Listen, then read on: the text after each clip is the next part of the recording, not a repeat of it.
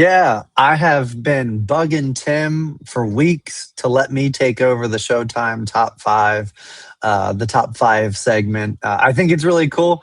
It's probably something that we'll go back and forth on. Mhm. But for this one, we're gonna cover the most friendly World League Fling Golf courses to date. And Tim pretty much agreed to pass this over to me because I've played pretty much everywhere.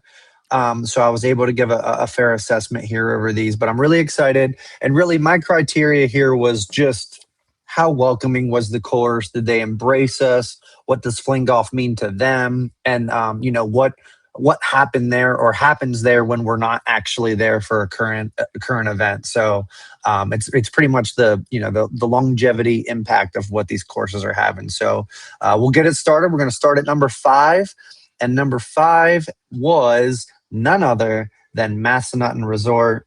Um, as someone who cannot stand mountain greens, I cannot not give them their flowers for being such a tremendous course and resort that loves fling golf. I'm pretty sure, and I could be wrong now because I know we've gotten really close, but I think Massanutten does the most fling golf rounds of all the courses in the U.S.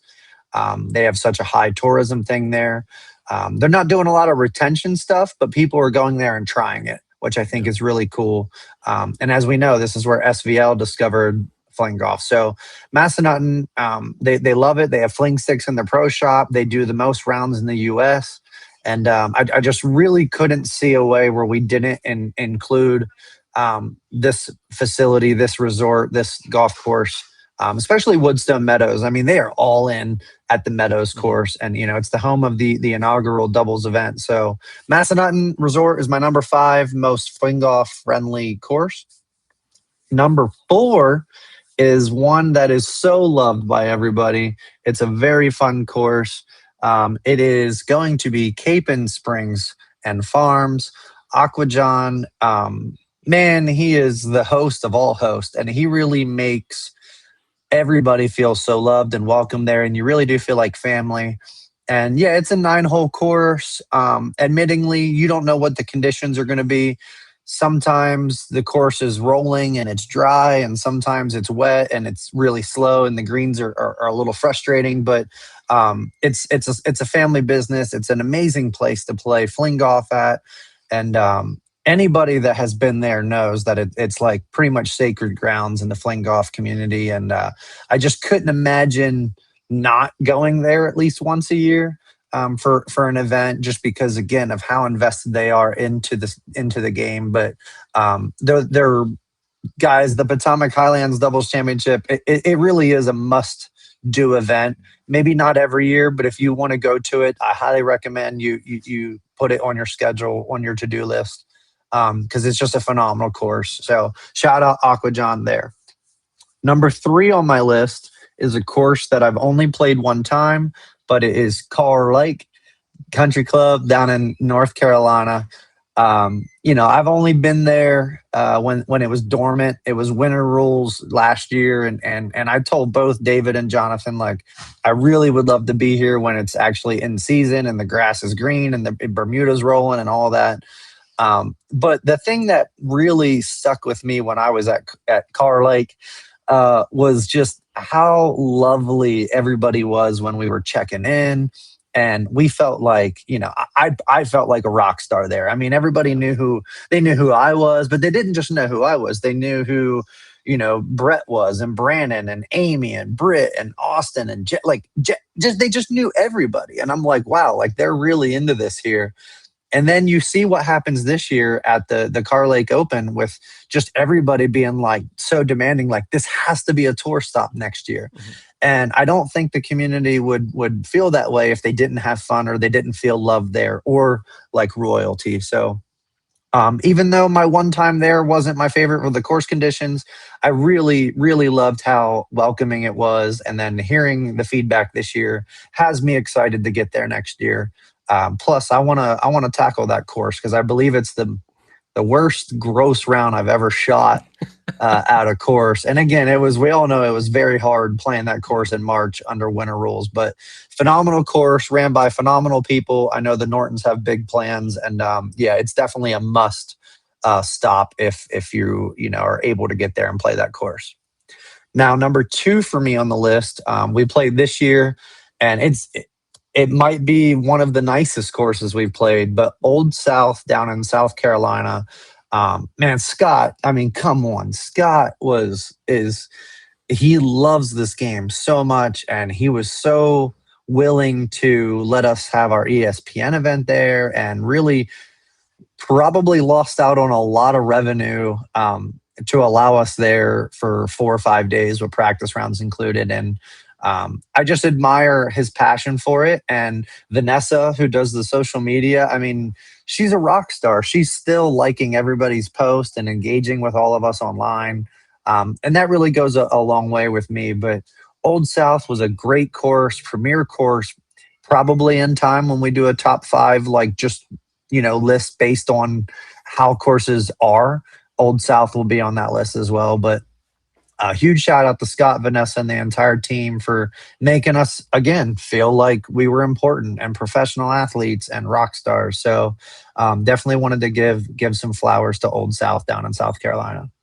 Now, the number one course, which I'm sure everybody thought was coming up on this list, is obviously American Classic Golf Club.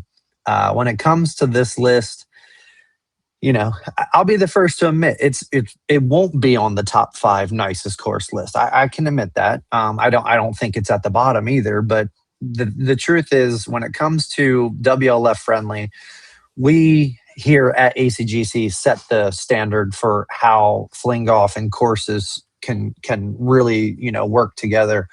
From being the creators of Fling Golf Friday, essentially, to I'm one of the only people that can build and customize sticks for people. Plus, I give lessons. Britt has given lessons.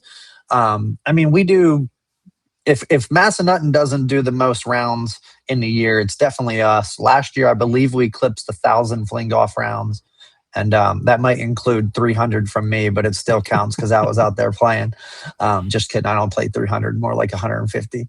But anyways, ACGC, I just feel like it's the home of World League FlingGolf. It's the home of competitive FlingGolf. It's the New Swarm Classic host. I can't imagine any year where ACGC is not on the schedule. And I hope that anybody that hasn't been here, I hope that they come to the event next year.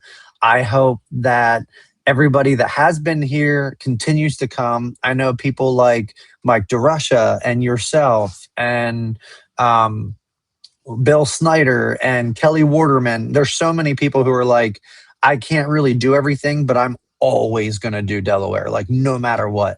And I really think that just comes down to the fact that we shut the course down for days and there's no golfers out here and we don't have to worry about metalheads hitting at us or the course rushing us off. And I've even heard from people this year when it was their first time, when they walked through the door, they felt like they were just in like a different world. They're like, oh my gosh, I'm at American Classic. Like this is like the hub of fling golf, like competitive fling golf. So it's a special place. Obviously, we all love it here. The whole family that operates and runs the business, we love it. But ACGC, it's the holy grail of WLF friendly courses. And I just hope that anybody, that hasn't been here makes the trip next year. And Commissioner, we got to get this tournament back on the schedule. If it's not in the plans for next year, I think it would just be a mistake if it's not. But ACGC, my number one most WLF friendly course.